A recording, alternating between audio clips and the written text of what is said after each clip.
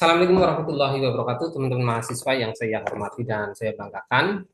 Pada mata kuliah manajemen perubahan ini, kita akan melanjutkan pembahasan materi bab 11, yaitu judulnya adalah manajemen konflik sebagai alat dalam manajemen perubahan, ya, di mana nanti akan kita bahas permasalahan manajemen konflik ini, ya, agar nanti kita bisa, teman-teman bisa memahami bahwa manajemen konflik ini bisa mensupport manajemen perubahan, gitu ya, teman-teman.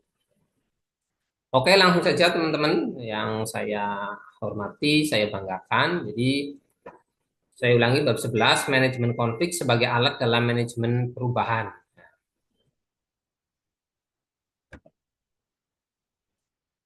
Jadi kita lihat dulu definisi manajemen konflik, ya.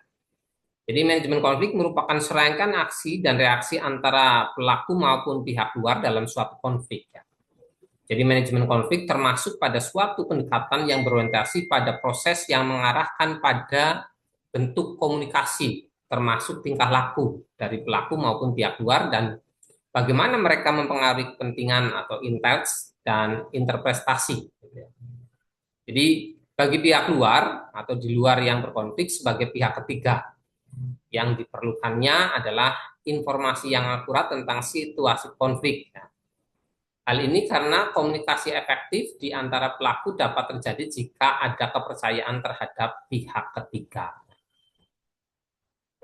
Jadi manajemen konflik merupakan serangkaian aksi dan reaksi antara pelaku maupun pihak luar dalam suatu konflik.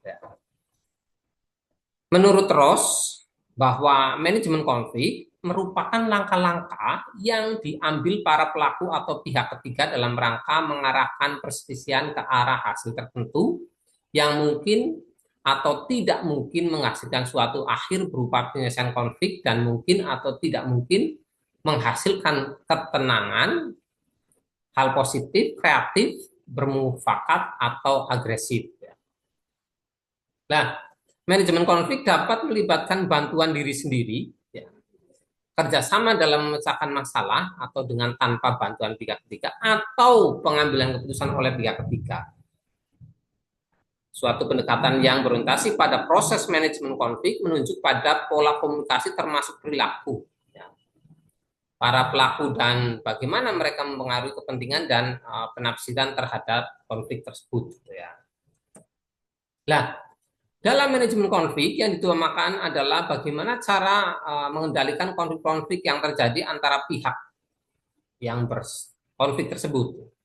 Jadi untuk memahami manajemen konflik, Steph Nin, ya, mengemukakan 5 langkah manajemen konflik yang bersifat mendasar. Yang pertama adalah pengenalan. Ya. Jadi dalam manajemen konflik, pengenalan merupakan teknik untuk mengatasi konflik yang terjadi. Jadi kesalahan ini dalam mendeteksi atau tidak memperdulikan atau menganggap ada masalah yang sebenarnya tidak ada. Ya. Yang kedua adalah diagnosis, ya. Diagnosis merupakan salah satu dari teknik manajemen konflik, ya.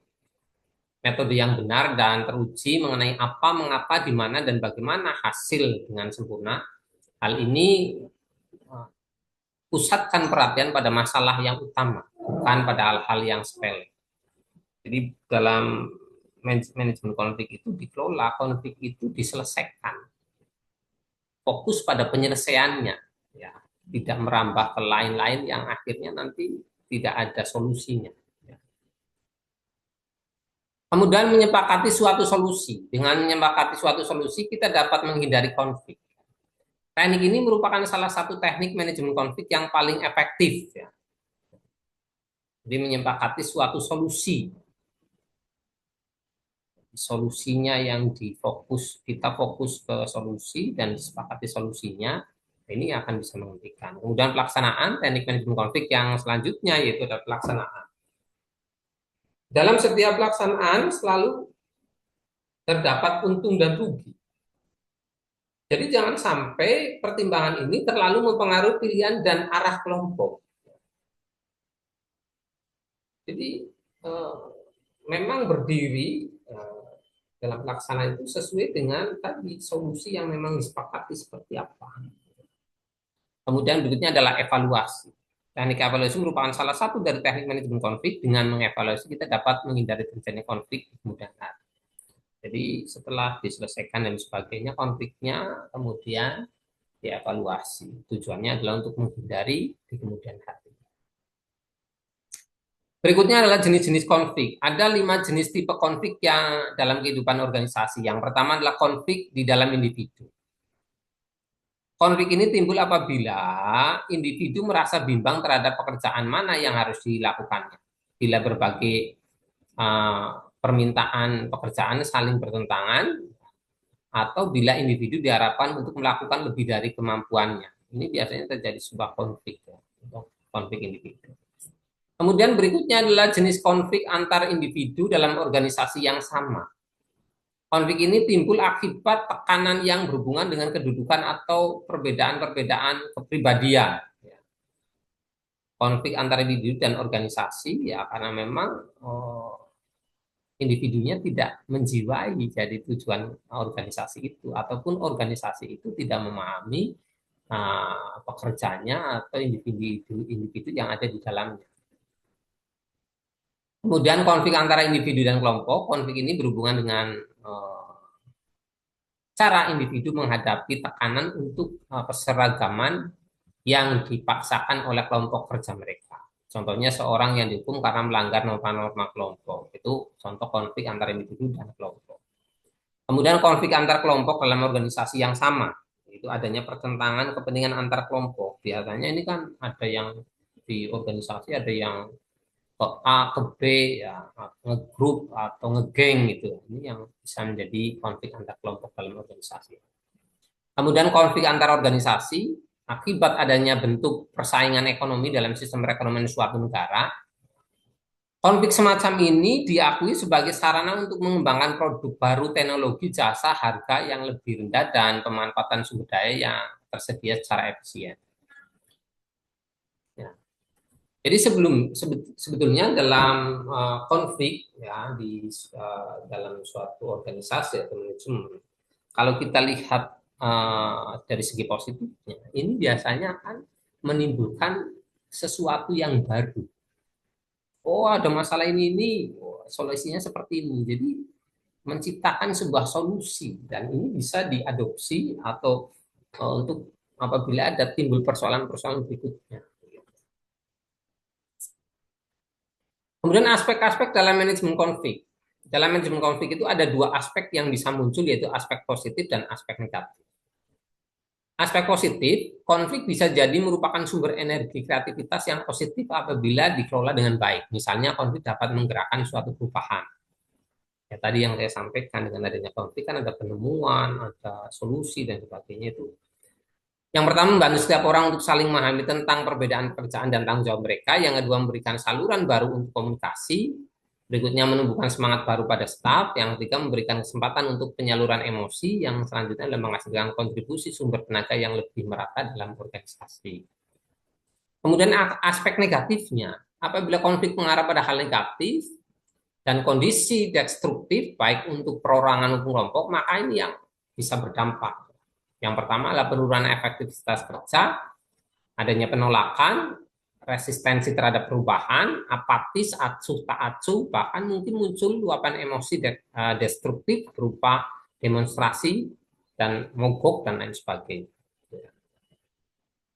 Jadi penting dalam manajemen konflik itu kita harus bagaimana kita melihat sebuah masalah itu dari sisi positifnya, sehingga nanti energi yang kita cari dalam untuk solusi hal yang kita lakukan untuk mencari solusi itu bisa tercapai dengan baik.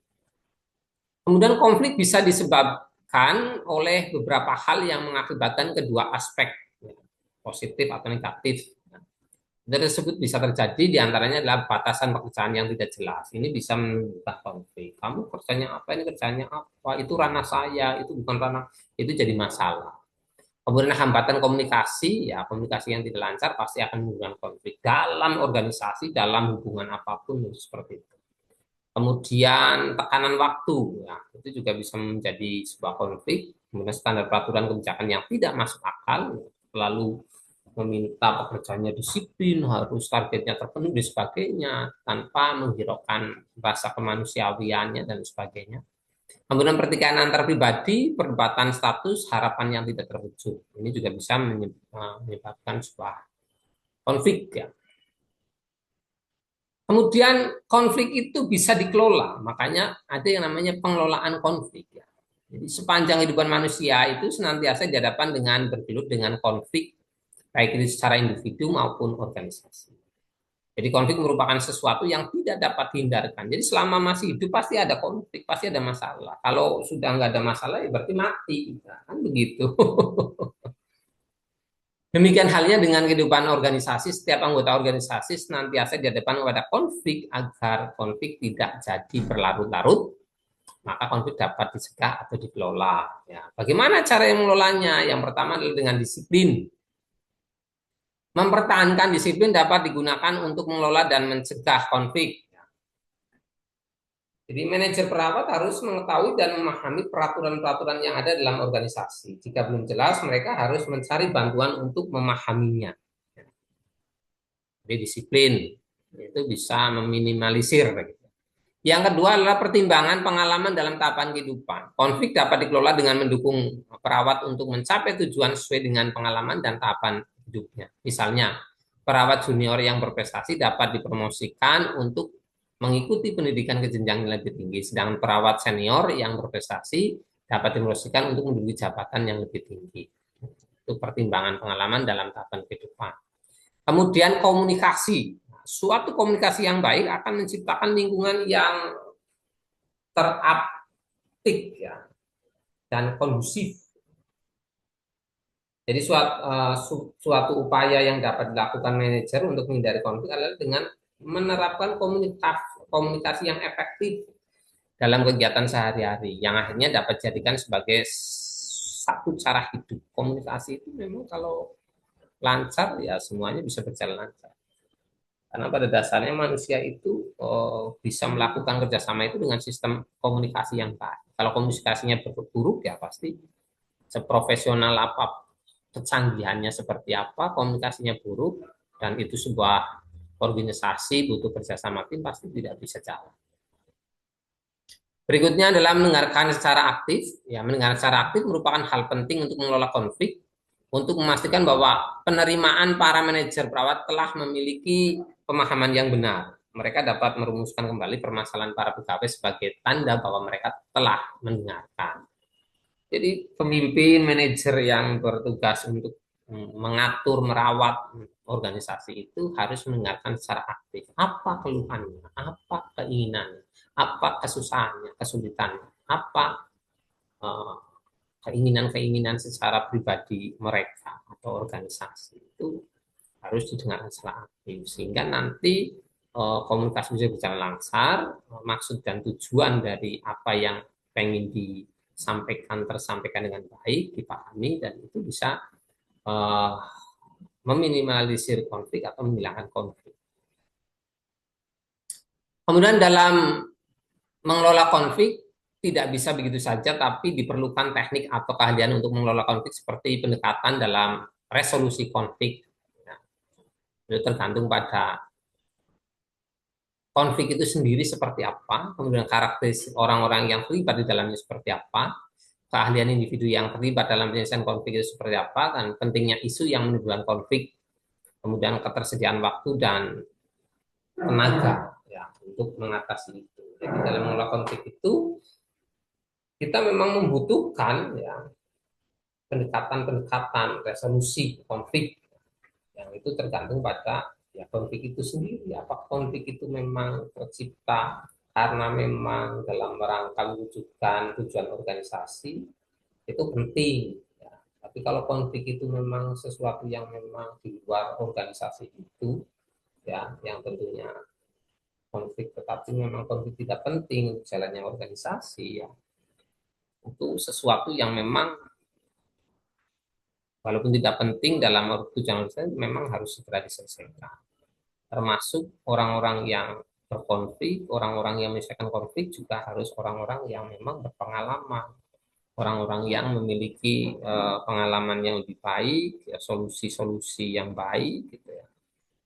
Kalau dalam keluarga kan kalau ada konflik keluarga pasti ada yang dituakan atau menggunakan pemuka agama setempat atau menggunakan RT RW yang dianggap sebagai orang yang lebih bijak, lebih pintar dan sebagainya. Nah, jadi intinya teman-teman ya, eh, manajemen konflik itu eh, bisa kita lihat dari dua sisi positif dan negatif. Jadi karena hidup itu pasti ada konflik, makanya konflik itu di manage dengan baik dan kita harus melihat dari dua sisi, positif dan negatifnya. Karena pasti positif negatif dalam konflik itu seperti dua sisi mata uang koin yang tidak bisa dipisahkan. Sehingga konflik itu tadi perlu yang namanya konflik itu di manage dengan baik ya. Supaya apa? Supaya tujuan dari organisasi atau perusahaan itu tetap bisa berjalan. Jadi eh, tidak bisa kita itu hidup itu tanpa konflik. Kalau berusaha menghindari konflik bisa. Dalam bisnis, dalam organisasi itu kalau berusaha semaksimal ya tadi caranya. Kita harus memahami ya satu dengan yang lainnya, termasuk untuk cara menghindari konflik yang paling baik adalah membangun komunikasi dengan secara baik. Insya Allah itu meminimkan. Begitu ya teman-teman. Jadi pengantar manajemen ya, sorry pengantar.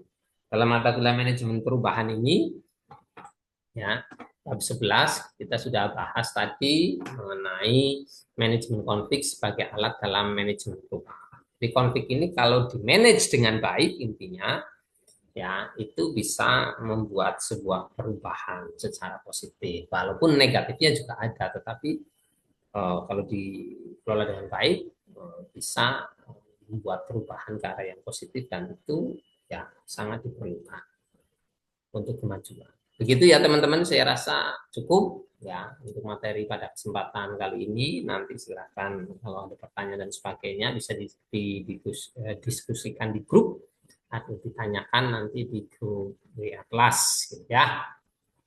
Terima kasih atas perhatiannya, tetap semangat di akhir tahun ini, jaga kesehatan ya, tetap hati-hati karena nanti akhir tahun ramai pada main ke sana ke sini. Oh, mobil motor ramai harus sangat hati-hati, waspada, jaga kesehatan supaya nanti setelah liburan tahun baru kita bisa bertemu lagi, bisa bergabung lagi di kelas dan terus berproses kalian sampai dengan nanti selesai kuliah kalian dengan nilai yang baik. Oke, terima kasih teman-teman. Saya rasa cukup ya. Uh, saya akhiri teman-teman. Billahi taufiq wal hidayah. Assalamualaikum warahmatullahi wabarakatuh.